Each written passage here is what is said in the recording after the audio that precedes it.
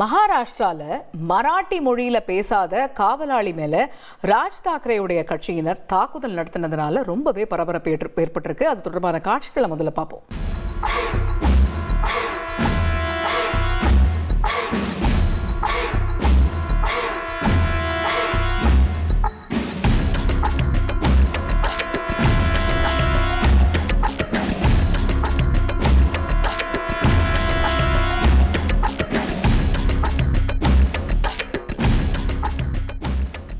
பார்க்கவே பரபரப்பாக இருக்கக்கூடிய இந்த காட்சி, இது மகாராஷ்டிராவில் யாராவது மராத்தி மொழியில் பேச மறுத்தாங்க அப்படின்னா அவங்களுடைய கன்னத்தில் அறையணும் அப்படின்னு சொல்லிட்டு அண்மையில் நடைபெற்ற ஒரு கட்சி கூட்டத்தில் ராஜ் தாக்கரே அவருடைய தொண்டர்களுக்கு வலியுறுத்தியிருந்தார்.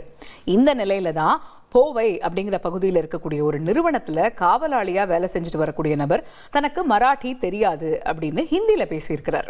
இதனால் அவர் மேலே நவநிர்மான் சேனா கட்சியினர் தாக்குதல் நடத்தி இருக்கக்கூடிய சம்பவம் மகாராஷ்டிராவில் பெரிய பரபரப்பை ஏற்படுத்தி இருக்கு. அலாவுதீன் நாட்டை காப்பாற்ற போராடும் சாமானிய இளைஞனின் சுவாரஸ்ய கதை தினமும் இரவு 8 மணிக்கு.